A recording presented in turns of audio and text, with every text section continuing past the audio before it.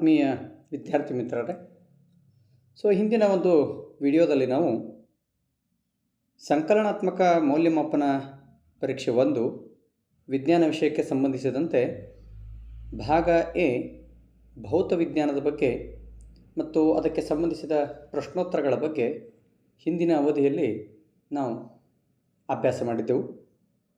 ಈ ಒಂದು ಅವಧಿಯಲ್ಲಿ ಈ ಒಂದು ವಿಡಿಯೋದಲ್ಲಿ ರಸಾಯನ ವಿಜ್ಞಾನ ವಿಷಯಕ್ಕೆ ಸಂಬಂಧಿಸಿದ ಪ್ರಶ್ನೋತ್ತರಗಳನ್ನು ನಾವಿವತ್ತು ಅಭ್ಯಾಸ ಮಾಡೋಣ. ಮೊದಲನೇ ಮುಖ್ಯ ಪ್ರಶ್ನೆ, ಈ ಕೆಳಗಿನ ಪ್ರಶ್ನೆಗಳಿಗೆ ಅಥವಾ ಅಪೂರ್ಣ ಹೇಳಿಕೆಗಳಿಗೆ 4 ಪರ್ಯಾಯ ಉತ್ತರಗಳನ್ನು ನೀಡಲಾಗಿದೆ. ಅವುಗಳಲ್ಲಿ ಸೂಕ್ತವಾದ ಉತ್ತರವನ್ನು ಆರಿಸಿ ಅದರ ಕ್ರಮಾಕ್ಷರದೊಡನೆ ಪೂರ್ಣ ಉತ್ತರವನ್ನು ಬರೆಯಿರಿ. 3 ಬಹು ಆಯ್ಕೆಯ ಪ್ರಶ್ನೆಗಳು. ಮೊದಲೇ ಪ್ರಶ್ನೆ, ZnO + C gives Zn + CO. ಈ ಕ್ರಿಯೆಯಲ್ಲಿ ಅಪಕರ್ಷಣ ಹೊಂದಿದ ವಸ್ತು. ಇಲ್ಲಿ ಅಪಕರ್ಷಣೆ ಅಂತಕ್ಕಂಥದ್ದು ಆಕ್ಸಿಜನನ್ನು ತೆಗೆದು ಹಾಕ್ತಕ್ಕಂಥ ಒಂದು ಕ್ರಿಯೆಯಾಗಿದ್ದು, ಕೆಳಗಿನ 4 ಆಯ್ಕೆಗಳಲ್ಲಿ ಒಂದು ತನ್ನಲ್ಲಿರ್ತಕ್ಕಂಥ ಆಕ್ಸಿಜನನ್ನು ಬಿಟ್ಟುಕೊಟ್ಟಿದೆ. ಯಾವುದೋ ಒಂದು ಪ್ರತಿವರ್ತಕ ಆಕ್ಸಿಜನನ್ನು ಬಿಟ್ಟು ಕೊಟ್ಟಿದೆಯಲ್ಲ, ಅದಕ್ಕೆ ನಾವು ಅಪಕರ್ಷಣೆ ಹೊಂದಿದೆ ಅಂತ ಹೇಳಿ ಕರೀಬಹುದು. ಇಲ್ಲಿ ಆಯ್ಕೆಗಳು ZnO, C, Zn ಮತ್ತು CO. ಇಲ್ಲಿ ಪ್ರತಿವರ್ತಕದಲ್ಲಿ ZnO ಅಂತಕ್ಕಂಥದ್ದು ತನ್ನಲ್ಲಿರ್ತಕ್ಕಂಥ ಆಕ್ಸಿಜನನ್ನು ಕಳೆದುಕೊಂಡಿದೆ. ಆದ್ದರಿಂದ ಸರಿಯಾದ ಆಯ್ಕೆ ZnO ಅಂತ ಹೇಳಿ ನಾವಿಲ್ಲಿ ಹೇಳಬಹುದು.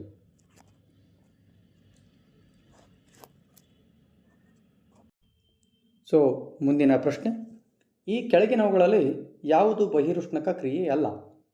ಇಲ್ಲಿ ಬಹಿರುಷ್ಣಕ ಕ್ರಿಯೆ ಅಂತಕ್ಕಂಥದ್ದು ರಾಸಾಯನಿಕ ಕ್ರಿಯೆ ನಡೆದಂಥ ಸಂದರ್ಭದಲ್ಲಿ ಉಷ್ಣ ಬಿಡುಗಡೆ ಆಗತಕ್ಕಂಥ ಒಂದು ಕ್ರಿಯೆಯಾಗಿದೆ. ಕೆಳಗಿನ ಆಯ್ಕೆಗಳನ್ನು ಗಮನಿಸಿದಾಗ ನೈಸರ್ಗಿಕ ಅನಿಲದ ದಹನ, ಉಸಿರಾಟ ಕ್ರಿಯೆ, ನೀರಿನ ವಿದ್ಯುತ್ ವಿಭಜನೆ, ವಿಘಟನೆಯಿಂದ ಕಾಂಪೋಸ್ಟ್ ಉಂಟಾಗುವಿಕೆ. ಈ 4 ಆಯ್ಕೆಗಳಲ್ಲಿ ಯಾವುದು ಬಹಿರುಷ್ಣಕ ಕ್ರಿಯೆ ಅಲ್ಲ ಅಂತಕ್ಕಂಥ ಪ್ರಶ್ನೆಯನ್ನು ಕೇಳಲಾಗಿದೆ.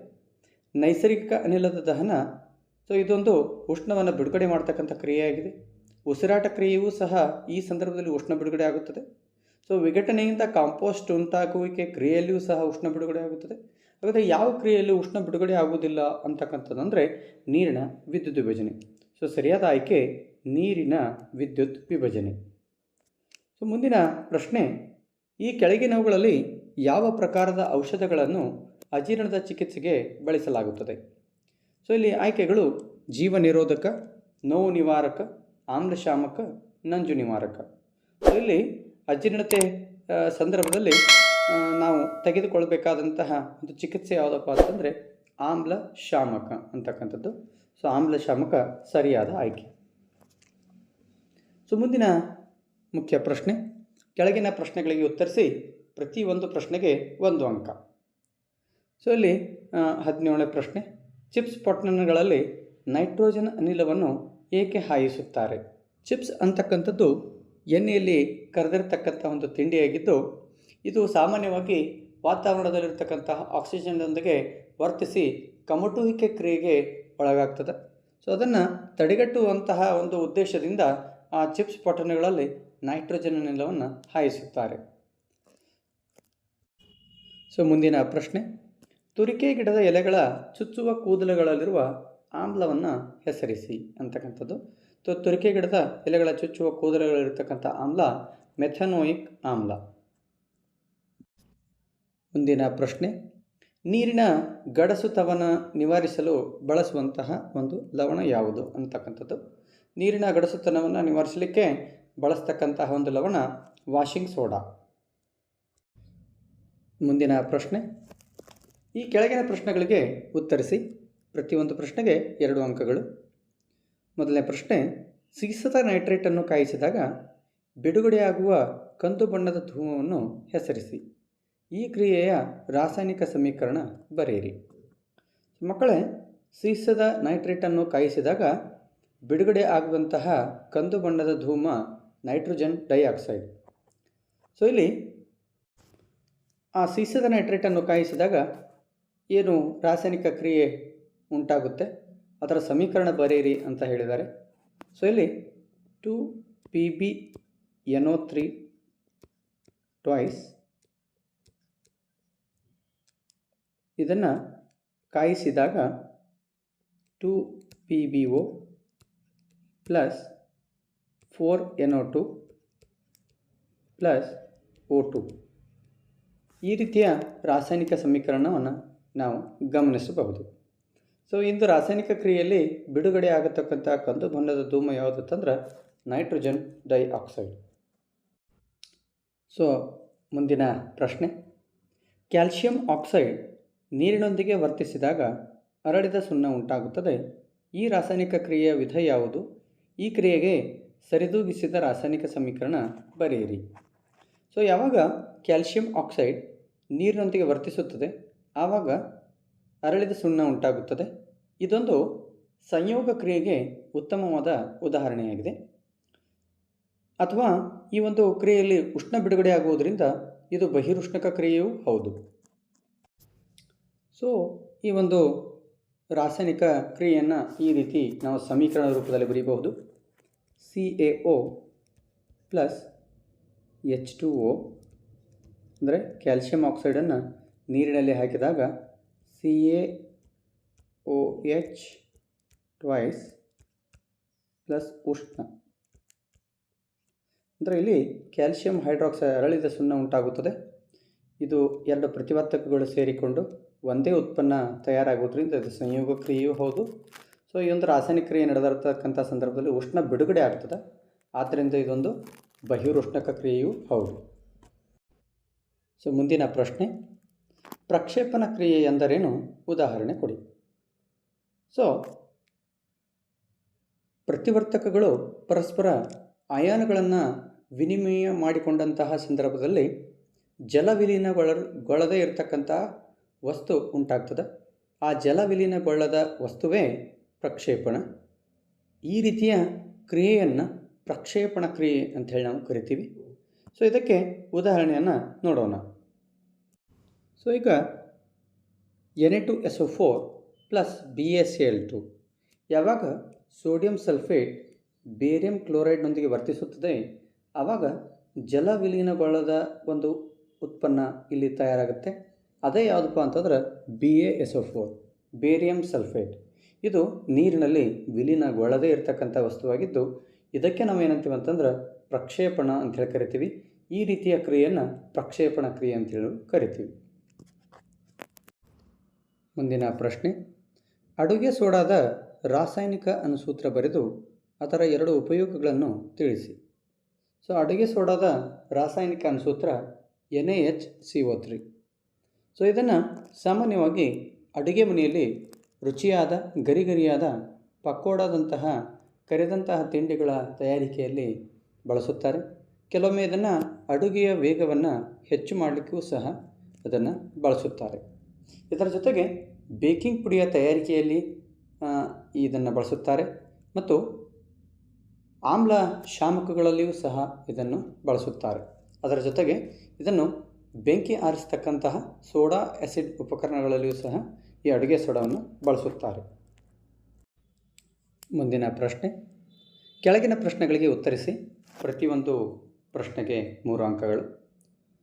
ಸಲ್ಫ್ಯೂರಿಕ್ ಆಮ್ಲದೊಂದಿಗೆ ಸತುವಿನ ಚೂರ್ಣ ತೋರಿಸುವ ಚಿತ್ರ ಬರೆದು ಈ ಕೆಳಗಿನ ಭಾಗಗಳನ್ನು ಗುರುತಿಸಿ. ಸೊ ನಿರ್ಗಮನಾಳ ಮತ್ತು ಹೈಡ್ರೋಜನ್ ಅನಿಲದ ತುಂಬಿರುವಂತಹ ಗುಳ್ಳೆಗಳು. ಸೊ ಈ ಒಂದು ಚಿತ್ರವನ್ನು ತಾವು ಗಮನಿಸ್ತಾ ಇದ್ದೀರಿ. ಸಾರರಿಕ್ತ ಸಲ್ಫ್ಯೂರಿಕ್ ಆಮ್ಲದೊಂದಿಗೆ ಸತುವಿನ ಚೂರುಗಳ ವರ್ತನೆ ಮತ್ತು ಉರಿಸುವಿಕೆಯ ಮೂಲಕ ಹೈಡ್ರೋಜನ್ ಅನಿಲದ ಪರೀಕ್ಷೆ. ಇಲ್ಲಿ ವಿವಿಧ ಭಾಗಗಳನ್ನು ಗಮನಿಸ್ತಾ ಇದ್ದೀರಿ. ಸೊ ಇವುಗಳನ್ನು ನಾವು ಪರೀಕ್ಷೆಯಲ್ಲಿ ಬಿಡಿಸಿ ಭಾಗಗಳನ್ನು ಸರಿಯಾಗಿ ನಮೂದಿಸಬೇಕಾಗತ್ತೆ.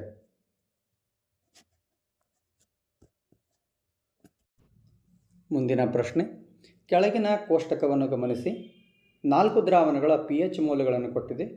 ಇವುಗಳನ್ನು ಗಮನಿಸಿ ನೀಡಿದ ಪ್ರಶ್ನೆಗಳಿಗೆ ಉತ್ತರಿಸಿ. ಸೊ ದ್ರಾವಣಗಳನ್ನು ನೀಡಲಾಗಿದೆ. ದ್ರಾವಣಗಳು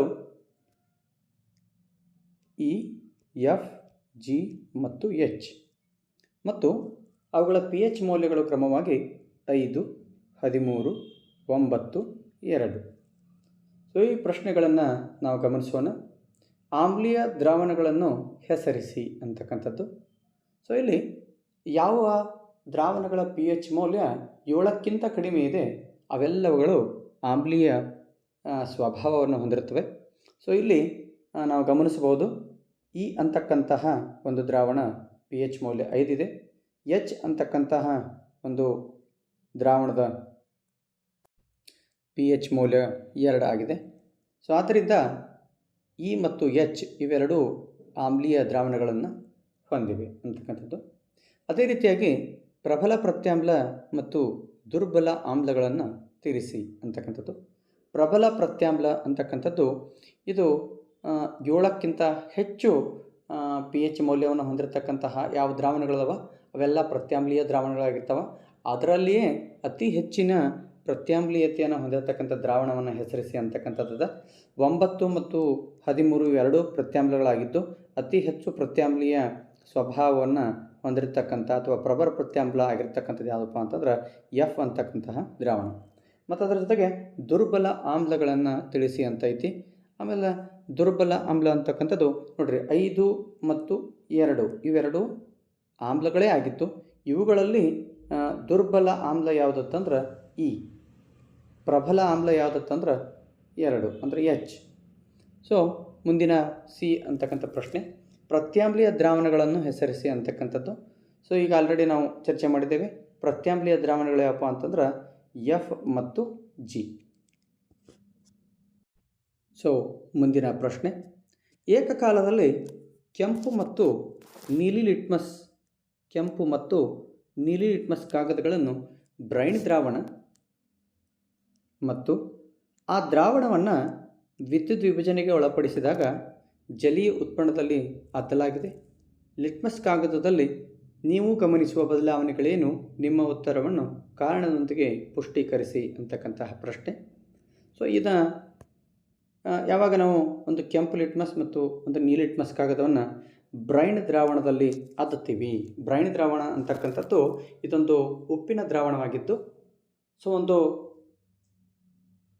ಬ್ರೈನ್ ದ್ರಾವಣ ಅಥವಾ ಒಂದು ಉಪ್ಪಿನ ದ್ರಾವಣದಲ್ಲಿ ನಾವು ಕೆಂಪು ಲಿಟ್ಮಸ್ ಕಾಗದ ಅಥವಾ ನೀಲಿ ಲಿಟ್ಮಸ್ ಕಾಗದವನ್ನು ಎದ್ದಿದಾಗ ಆ ಲಿಟ್ಮಸ್ ಕಾಗದಗಳ ಬಣ್ಣದಲ್ಲಿ ಯಾವುದೇ ಬದಲಾವಣೆಯನ್ನು ನಾವು ನೋಡೋದಿಲ್ಲ. ಯಾಕಂದರೆ ಉಪ್ಪಿನ ದ್ರಾವಣ ಒಂದು ತಟಸ್ಥ ದ್ರಾವಣವಾಗಿದ್ದು, ಸೊ ಕೆಂಪು ಲಿಟ್ಮಸ್ ಕಾಗದ ಕೆಂಪಾಗಿ ಉಳಿಯುತ್ತೆ, ನೀಲಿ ಲಿಟ್ಮಸ್ ಕಾಗದ ನೀಲಿ ಬಣ್ಣದಲ್ಲಿ ಉಳಿಯುತ್ತದೆ. ಆದರೆ ಯಾವಾಗ ಈ ಬ್ರೈನ್ ದ್ರಾವಣದಲ್ಲಿ ನಾವು ವಿದ್ಯುತ್ತನ್ನು ಹರಿಸ್ತೇವೋ ಆವಾಗ ಆ ಬ್ರೈನ್ ದ್ರಾವಣ ಸೋಡಿಯಂ ಹೈಡ್ರಾಕ್ಸೈಡ್ ಆಗಿ ಪರಿವರ್ತನೆ ಆಗುತ್ತೆ. ಆವಾಗ ನಾವು ಕೆಂಪು ಲಿಟ್ಮಸ್ ಕಾಗದವನ್ನು ಆ ವಿದ್ಯುತ್ ವಿಭಜನೆಗೆ ಒಳಪಡಿಸಿರ್ತಕ್ಕಂತಹ ಅಥವಾ ವಿದ್ಯುತ್ತನ್ನು ಹರಿಸಿರ್ತಕ್ಕಂತಹ ಬ್ರೈನ್ ದ್ರಾವಣದಲ್ಲಿ ಅದ್ದಿದಾಗ ಕೆಂಪು ಲಿಟ್ಮಸ್ ಕಾಗದದ ಬಣ್ಣ ನೀಲಿ ಬಣ್ಣಕ್ಕೆ ಬದಲಾಗುತ್ತೆ. ಯಾಕಂದರೆ ಸೋಡಿಯಂ ಹೈಡ್ರಾಕ್ಸೈಡ್ ಒಂದು ಪ್ರತ್ಯಾಮ್ಲವಾಗಿದ್ದು ಇದು ಕೆಂಪು ಲಿಟ್ಮಸ್ ಕಾಗದವನ್ನು ನೀಲಿ ಬಣ್ಣಕ್ಕೆ ಬದಲಾಯಿಸುತ್ತದೆ. ಸೊ ಅದೇ ರೀತಿಯಾಗಿ ಆ ಸೋಡಿಯಂ ಹೈಡ್ರಾಕ್ಸೈಡ್ ದ್ರಾವಣದಲ್ಲಿ ನೀಲಿ ಲಿಟ್ಮಸ್ ಕಾಗದವನ್ನು ಅದ್ದಿದಾಗ ಆ ನೀಲಿ ಲಿಟ್ಮಸ್ ಕಾಗದದ ಬಣ್ಣದಲ್ಲಿ ಯಾವುದೇ ಬದಲಾವಣೆ ಆಗೋದಿಲ್ಲ. ಯಾಕಂದರೆ ಈ ಮೊದಲೇ ಹೇಳಿದಂತೆ ಸೋಡಿಯಂ ಹೈಡ್ರಾಕ್ಸೈಡ್ ಒಂದು ಪ್ರತ್ಯಾಮ್ಲವಾಗಿದೆ. ಪ್ರತ್ಯಾಮ್ಲಗಳು ನೀಲಿ ಲಿಟ್ಮಸ್ ಕಾಗದವನ್ನು ನೀಲಿ ಬಣ್ಣದಲ್ಲಿ ಉಳಿಸುತ್ತವೆ ಅಂತಕ್ಕಂಥದ್ದು. ಸೊ ಮುಂದಿನ ಪ್ರಶ್ನೆ, ಈ ಕೆಳಗಿನ ರಾಸಾಯನಿಕ ಸಮೀಕರಣಗಳನ್ನು ಸರಿದೂಗಿಸಿ ಅವುಗಳ ರಾಸಾಯನಿಕ ಕ್ರಿಯೆಯ ವಿಧ ತಿಳಿಸಿ. ಸೊ ಇಲ್ಲಿ ಮೊದಲೇ ಪ್ರಶ್ನೆ, KBr plus BaCl2 gives KCl plus BaBr2. So ಇಲ್ಲಿ KBr plus BaCl2 gives KCl plus BaBr2 ಅಂತಕ್ಕಂತಹ ಸಮೀಕರಣವನ್ನು ನಾವು ಬರೆದುಕೊಂಡಿದ್ದೇವೆ. ಇಲ್ಲಿ ಪ್ರತಿವರ್ತಕ ಮತ್ತು ಉತ್ಪನ್ನಗಳ ಎರಡೂ ಬದಿಗಳಲ್ಲಿ ಇರತಕ್ಕಂತಹ ಪರಮಾಣುಗಳ ಸಂಖ್ಯೆಗಳನ್ನು ನಾವೀಗ ಗಮನಿಸೋಣ. ಪ್ರತಿವರ್ತಕದ ಬದಿಯಲ್ಲಿ ಪೊಟ್ಯಾಷಿಯಂ ಒಂದಿದೆ, ಉತ್ಪನ್ನದ ಬದಿಯಲ್ಲಿ ಪೊಟ್ಯಾಷಿಯಂ ಒಂದಿದೆ. ಪ್ರತಿವರ್ತಕದ ಬದಿಯಲ್ಲಿ ಬ್ರೋಮಿನ್ ಒಂದಿದೆ, ಉತ್ಪನ್ನದ ಬದಿಯಲ್ಲಿ ಬ್ರೋಮಿನ್ ಎರಡಿದೆ. ಸೊ ಪ್ರತಿವರ್ತಕದ ಬದಿಯಲ್ಲಿ ಬೇರಿಯಂ ಒಂದಿದೆ, ಉತ್ಪನ್ನದ ಬದಿಯಲ್ಲಿಯೂ ಸಹ ಬೇರಿಯಂ ಒಂದಿದೆ. ಅದೇ ರೀತಿಯಾಗಿ ಪ್ರತಿವರ್ತಕದ ಬದಿಯಲ್ಲಿ ಕ್ಲೋರಿನ್ 2 ಪರಮಾಣುಗಳಿವೆ, ಉತ್ಪನ್ನದ ಬದಿಯಲ್ಲಿ ಕ್ಲೋರಿನ್ ಒಂದೇ ಪರಮಾಣು ಇದೆ. ಸೊ ಈ ಒಂದು ಸಂದರ್ಭದಲ್ಲಿ ನಾವು ಬ್ರೋಮಿನನ್ನು ಮೊದಲು ಸರಿದೂಗಿಸಿಕೊಳ್ಳೋಣ. ಉತ್ಪನ್ನದ ಬದಿಯಲ್ಲಿ ಬ್ರೋಮಿನ್ 2 ಇರುವುದರಿಂದ ಪ್ರತಿವರ್ತಕದ ಬದಿಯಲ್ಲಿ ಸಹ ನಾವೇನು ಮಾಡೋಣ ಅಂತಂದ್ರೆ ಈ ಪೊಟ್ಯಾಷಿಯಮ್ KBrನ ಪಕ್ಕದಲ್ಲಿ 2 ಇಟ್ಕೊಳ್ಳೋಣ. 2 ಇಟ್ಕೊಂಡಾಗ ಈಗ 2 ಬ್ರೋಮಿನ್ ಪರಮಾಣುಗಳಾದವು ಮತ್ತು ಉತ್ಪನ್ನದ ಬದಿಯಲ್ಲಿಯೂ ಸಹ ಬ್ರೋಮಿನ್ 2 ಪರಮಾಣುಗಳಿವೆ. ಆದರೆ ಇಲ್ಲಿ ತಾವು ಗಮನಿಸ್ಬೋದು ಪೊಟ್ಯಾಷಿಯಮ್ನ 2 ಪರಮಾಣುಗಳನ್ನು ನಾವು ಪ್ರತಿವರ್ತಕದ ಭಾಗದಲ್ಲಿ ಗಮನಿಸ್ತಾ ಇದ್ದೀವಿ. ಸೊ ಉತ್ಪನ್ನದ ಬದಿಯಲ್ಲಿ ಕೇವಲ ಒಂದೇ ಪೊಟ್ಯಾಷಿಯಮ್ ಇರುವುದರಿಂದ ನಾನಿಲ್ಲಿ 2 ನಮೂದಿಸ್ಕೊಳ್ತೀನಿ. ಈಗ ಪೊಟ್ಯಾಷಿಯಮ್ ಸಹ ಉತ್ಪನ್ನದ ಬದಿಯಲ್ಲಿ 2 ಆಯಿತು, ಪ್ರತಿವರ್ತಕದ ಬದಿಯಲ್ಲಿಯೂ 2 ಆಯಿತು. ಈ ಮೊದಲೇ ಕ್ಲೋರಿನ್ ಪ್ರತಿವರ್ತಕದ ಬದಿಯಲ್ಲಿ 2 ಇದೆ, ಆದ್ದರಿಂದ ಉತ್ಪನ್ನದ ಬದಿಯಲ್ಲಿಯೂ ಸಹ 2 ಆಗಿರುವುದನ್ನು ನಾವಿಲ್ಲಿ ಗಮನಿಸ್ಬೋದು. ಸೊ ಈ ರೀತಿಯಾಗಿ ನಾವು ಈ ಒಂದು ಸಮೀಕರಣವನ್ನು ಸರಿದೂಗಿಸ್ಬೋದು. 2KBr plus BaCl2 gives 2KCl plus BaBr2. So ಈ ಒಂದು ಮೊದಲನೇ ರಾಸಾಯನಿಕ ಕ್ರಿಯೆ ಏನಿದೆ KBr plus BaCl2 gives KCl plus BaBr2, ಇದೊಂದು ದ್ವಿಸ್ಥಾನಪಲ್ಲಟ ರಾಸಾಯನಿಕ ಕ್ರಿಯೆಗೆ ಉದಾಹರಣೆಯಾಗಿದೆ. ಏಕೆಂತಂದರೆ KBr ಮತ್ತು BaCl2 ಏನಿವೆ ಇವು ಪ್ರತಿವರ್ತಕಗಳು ಪರಸ್ಪರ ತಮ್ಮ ಅಯಾನುಗಳನ್ನು ವಿನಿಮಯ ಮಾಡಿಕೊಂಡು ಹೊಸ ಉತ್ಪನ್ನಗಳನ್ನು ಉಂಟು ಮಾಡಿವೆ. ಆದ್ದರಿಂದ ಇದೊಂದು ದ್ವಿಸ್ಥಾನಪಲ್ಲಟ ಕ್ರಿಯೆಯಾಗಿದೆ. ಸೊ ಮುಂದಿನ ಒಂದು ಸಮೀಕರಣ Mg plus HCl gives MgCl2 plus H2. So ಇಲ್ಲಿ ಪ್ರತಿವರ್ತಕದ ಬದಿಯಲ್ಲಿ ಮ್ಯಾಗ್ನೇಷಿಯಮ್ ಒಂದಿದೆ, ಉತ್ಪನ್ನದ ಬದಿಯಲ್ಲಿಯೂ ಸಹ ಮ್ಯಾಗ್ನೇಷಿಯಮ್ ಒಂದಿದೆ. ಪ್ರತಿವರ್ತಕದ ಬದಿಯಲ್ಲಿ ಹೈಡ್ರೋಜನ್ ಒಂದಿದೆ, ಉತ್ಪನ್ನದ ಬದಿಯಲ್ಲಿ ಹೈಡ್ರೋಜನ್ 2 ಇವೆ. ಕ್ಲೋರಿನ್ನ ಪ್ರತಿವರ್ತಕದ ಬದಿಯಲ್ಲಿ ಒಂದಿದೆ, ಉತ್ಪನ್ನದ ಬದಿಯಲ್ಲಿ 2 ಇದೆ. ಸೊ ಇಲ್ಲೇನು Mg ಪ್ಲಸ್ HCl ಏನಿದೆ ಅದರ ಪಕ್ಕದಲ್ಲಿ ನಾನು 2HCl ಮಾಡ್ತೀನಿ. 2HCl ಮಾಡಿದಾಗ ಈ ಪ್ರತಿವರ್ತಕದ ಬದಿಯಲ್ಲಿ 2 ಹೈಡ್ರೋಜನ್ ಪರಮಾಣುಗಳು ಮತ್ತು 2 ಕ್ಲೋರಿನ್ ಪರಮಾಣುಗಳಾಯಿತು. ಸೊ ಆದ್ದರಿಂದ MgCl2 ಪ್ಲಸ್ H2. ಸೊ ಇಲ್ಲಿ ಆಟೋಮೆಟಿಕ್ಕಾಗಿ 2 ಹೈಡ್ರೋಜನ್ ಪರಮಾಣುಗಳು, ಇಲ್ಲಿ 2 ಹೈಡ್ರೋಜನ್ ಪರಮಾಣುಗಳು, ಇಲ್ಲಿ 2 ಕ್ಲೋರಿನ್ ಪರಮಾಣುಗಳಿವೆ, ಇಲ್ಲಿ ಸಹ 2 ಕ್ಲೋರಿನ್ ಪರಮಾಣುಗಳಿವೆ. ಉಳಿದಂತೆ ಮ್ಯಾಗ್ನೇಷಿಯಮ್ 1, ಉತ್ಪನ್ನದಲ್ಲಿ ಸಹ ಮ್ಯಾಗ್ನೇಷಿಯಮ್ ಒಂದಿದೆ. ಸೊ ಈ ರೀತಿಯಾಗಿ ನಾವು ಸಮೀಕರಣವನ್ನು ಸರಿದೂಗಿಸ್ತೀವಿ. ಈ ಒಂದು Mg plus HCl gives MgCl2 plus H2 ಅಂತಕ್ಕಂಥದ್ದು ಇಲ್ಲಿ ಮ್ಯಾಗ್ನೇಷಿಯಮ್ ಇದ್ದಿದ್ದು ಹೈಡ್ರೋಜನ್ಗಿಂತ ಹೆಚ್ಚು ಕ್ರಿಯಾಶೀಲವಾಗಿರೋದ್ರಿಂದ ಅದು HCl ದ್ರಾವಣದಲ್ಲಿ ಇದ್ದಂತಹ ಹೈಡ್ರೋಜನನ್ನು ಸ್ಥಾನಪಲ್ಲಟಗೊಳಿಸಿ ಕ್ಲೋರಿನ್ ಜೊತೆ ಸೇರಿಕೊಳ್ತದೆ. ಆದ್ದರಿಂದ ಇದೊಂದು ಸ್ಥಾನಪಲ್ಲಟ ಕ್ರಿಯೆಗೆ ಉತ್ತಮವಾದ ಉದಾಹರಣೆಯಾಗಿದೆ. ಸೊ ಮುಂದಿನ ಒಂದು ಸಮೀಕರಣ H2 plus Cl2 gives HCl. So ಇಲ್ಲಿ ತಾವು ಗಮನಿಸ್ಬೋದು ಪ್ರತಿವರ್ತಕದ ಬದಿಯಲ್ಲಿ 2 ಇದೆ ಹೈಡ್ರೋಜನ್ನು, ಉತ್ಪನ್ನದ ಬದಿಯಲ್ಲಿ ಒಂದೇ ಇದೆ. ಪ್ರತಿವರ್ತಕ ಬದಿಯಲ್ಲಿ ಕ್ಲೋರಿನ್ 2 ಇದೆ, ಉತ್ಪನ್ನದ ಬದಿಯಲ್ಲಿ ಒಂದಿದೆ. ಸೊ ಇದು ಬಹಳ ಸರಳವಾದಂತಹ ಒಂದು ಸಮೀಕರಣ ಸರಿದೂಗಿಸ್ತಕ್ಕಂಥ ಒಂದು ಪ್ರಶ್ನೆ. ಇಲ್ಲಿ 2HCl ಅಂತ ಬರೀಬಹುದು. H2 plus Cl2 gives 2HCl. ಇಲ್ಲಿ ಹೈಡ್ರೋಜನ್ 2 ಆಯಿತು, ಇಲ್ಲಿ ಹೈಡ್ರೋಜನ್ 2, ಇಲ್ಲಿ ಕ್ಲೋರಿನ್ 2, ಇಲ್ಲಿ ಸಹ ಕ್ಲೋರಿನ್ 2. ಸೊ ಈ ರೀತಿಯಾಗಿ ನಾವು ಸಮೀಕರಣವನ್ನು ಸರಿದೂಗಿಸ್ಬೋದು. ಸೊ ಇಲ್ಲಿ H2 plus Cl2 gives 2HCl ಆಗಿರುವುದರಿಂದ 2 ಪ್ರತಿವರ್ತಕಗಳು ಸೇರಿಕೊಂಡು ಒಂದೇ ಉತ್ಪನ್ನ ತಯಾರಾಗಿರುವುದರಿಂದ ಇದೊಂದು ಸಂಯೋಗ ಕ್ರಿಯೆ ಅಂಥೇಳಿ ನಾವಿಲ್ಲಿ ಹೇಳಬಹುದು. ಮುಂದಿನ ಪ್ರಶ್ನೆ, ಕೆಳಗಿನ ಪ್ರಶ್ನೆಗಳಿಗೆ ಉತ್ತರಿಸಿರಿ. 4 ಅಂಕಗಳ ಪ್ರಶ್ನೆ. ಇದರಲ್ಲಿ 2 ಉಪಪ್ರಶ್ನೆಗಳಿವೆ. ಮೊದಲನೇ ಉಪಪ್ರಶ್ನೆ, ನೀರಿನ ವಿದ್ಯುತ್ ವಿಭಜನೆಯ ಚಿತ್ರ ಬರೆದು ಗ್ರಾಫೈಟ್ ದಂಡ ಮತ್ತು ಕ್ಯಾಥೋಡ್ ಇವುಗಳನ್ನು ಗುರುತಿಸಿ. ಸೊ ತಾವಿಲ್ಲಿ ಚಿತ್ರವನ್ನು ಗಮನಿಸ್ತಾ ಇದ್ದೀರಿ. ಇದೊಂದು ನೀರಿನ ವಿದ್ಯುತ್ ವಿಭಜನೆಯ ಚಿತ್ರ. ಸೊ ಇವುಗಳಲ್ಲಿ ಗ್ರಾಫೈಟ್ ದಂಡ ಮತ್ತು ಕ್ಯಾಥೋಡ್ ಇವುಗಳನ್ನು ಗುರುತಿಸಿ ಅಂತಕ್ಕಂಥದ್ದು. ಗ್ರಾಫೈಟ್ ದಂಡ ಮತ್ತು ಕ್ಯಾಥೋಡ್. ಸೊ ಈ ರೀತಿಯಾಗಿ ನಾವು ಚಿತ್ರವನ್ನು ಬಿಡಿಸಿ ಭಾಗಗಳನ್ನು ಗುರುತಿಸಬೇಕಾಗುತ್ತೆ. ಸೊ ಅದರಲ್ಲಿ ಇನ್ನೊಂದು ಪ್ರಶ್ನೆ, ತಾಮ್ರದ ಸಲ್ಫೇಟ್ ದ್ರಾವಣವನ್ನು ಹೊಂದಿರುವ ಒಂದು ಪ್ರನಾಳಕ್ಕೆ ಕಬ್ಬಿಣದ ಮೊಳೆಯನ್ನು ಹಾಕಲಾಗಿದೆ. ಕಬ್ಬಿಣದ ಮೊಳೆಯು ಕ್ರಮೇಣವಾಗಿ ಕಂದು ಬಣ್ಣಕ್ಕೆ ತಿರುಗುತ್ತದೆ ಏಕೆ ಅಂತಕ್ಕಂತಹ ಪ್ರಶ್ನೆ. ಸೊ ಆತ್ಮೀಯರೇ, ಯಾವಾಗ ನಾವು ತಾಮ್ರದ ಸಲ್ಫೇಟ್ ದ್ರಾವಣದಲ್ಲಿ ಕಬ್ಬಿಣದ ಮೊಳೆಯನ್ನು ಹಾಕ್ತೀವಿ, ಆವಾಗ ಕಬ್ಬಿಣದ ಮೊಳೆ ಏನಿದೆ ಅದರ ಕಬ್ಬಿಣವನ್ನು ಸೂಚಿಸ್ತಕ್ಕಂಥದ್ದು ಇದು ತಾಮ್ರದ ಸಲ್ಫೇಟ್ ದ್ರಾವಣದಲ್ಲಿ ಇರತಕ್ಕಂತಹ ತಾಮ್ರಕ್ಕಿಂತ ಹೆಚ್ಚು ಕ್ರಿಯಾಶೀಲವಾಗಿರುತ್ತೆ. ಆದ್ದರಿಂದ ಕಬ್ಬಿಣದ ಏನು ಪರಮಾಣುಗಳಿರುತ್ತವೆ ಅವು ತಾಮ್ರದ ಸಲ್ಫೇಟ್ ದ್ರಾವಣದಲ್ಲಿರುವಂತಹ ತಾಮ್ರವನ್ನು ವಿಸ್ಥಾಪಿಸುತ್ತವೆ, ಅಂದರೆ ತೆಗೆದು ಹಾಕ್ತವೆ. ತೆಗೆದು ಹಾಕುವುದರೊಂದಿಗೆ ಕಬ್ಬಿಣ ಇದ್ದದ್ದು ಸಲ್ಫೇಟ್ ಜೊತೆ ಸೇರಿಕೊಂಡು ಕಬ್ಬಿಣದ ಸಲ್ಫೇಟ್ ಆಗಿ ಪರಿವರ್ತನೆ ಆಗುತ್ತೆ ಮತ್ತು ತಾಮ್ರವು ವಿಸ್ಥಾಪಿಸಲ್ಪಟ್ಟಿದೆ. ಆ ವಿಸ್ಥಾಪಿಸಲ್ಪಟ್ಟಂತಹ ತಾಮ್ರದ ಕಬ್ಬಿಣದ ಮೊಳೆಯ ಮೇಲೆ ಲೇಪನವಾಗುವುದರಿಂದ ಕಬ್ಬಿಣದ ಮೊಳೆ ಕ್ರಮೇಣ ಏನಾಗುತ್ತೆ, ಕಂದು ಬಣ್ಣಕ್ಕೆ ತಿರುಗುತ್ತದೆ ಅಂತಕ್ಕಂಥದ್ದು. ಸೊ ಮುದ್ದು ಮಕ್ಕಳೇ, ಇಲ್ಲಿವರೆಗೆ ನಾವು ಅರ್ಧ ವರ್ಷಕ್ಕೆ ಪರೀಕ್ಷೆಗೆ ಸಂಬಂಧಿಸಿದಂತೆ ಮೊದಲ ಸಂಕಲನಾತ್ಮಕ ಪರೀಕ್ಷೆಗೆ ಸಂಬಂಧಿಸಿದಂತೆ ರಸಾಯನ ವಿಜ್ಞಾನ ವಿಭಾಗದ ಎಲ್ಲ ಪ್ರಶ್ನೋತ್ತರಗಳನ್ನು ಸವಿವರವಾಗಿ ಗಮನಿಸಿದೆವು. ಇದೇ ರೀತಿಯಾಗಿ ಮುಂದಿನ ವಿಡಿಯೋದಲ್ಲಿ ನಾವು ಜೀವವಿಜ್ಞಾನ ವಿಷಯಕ್ಕೆ ಸಂಬಂಧಿಸಿದಂತೆ ಪ್ರಶ್ನೋತ್ತರಗಳನ್ನು ಸವಿವರವಾಗಿ ಅಭ್ಯಾಸ ಮಾಡೋಣ. ಸೊ ಈ ಒಂದು ವಿಡಿಯೋ ನಿಮಗೆ ಇಷ್ಟವಾದಲ್ಲಿ ವಿಡಿಯೋವನ್ನು ಲೈಕ್ ಮಾಡಿ, ಶೇರ್ ಮಾಡಿ ಮತ್ತು ಸಬ್ಸ್ಕ್ರೈಬ್ ಮಾಡಿ. Thank you.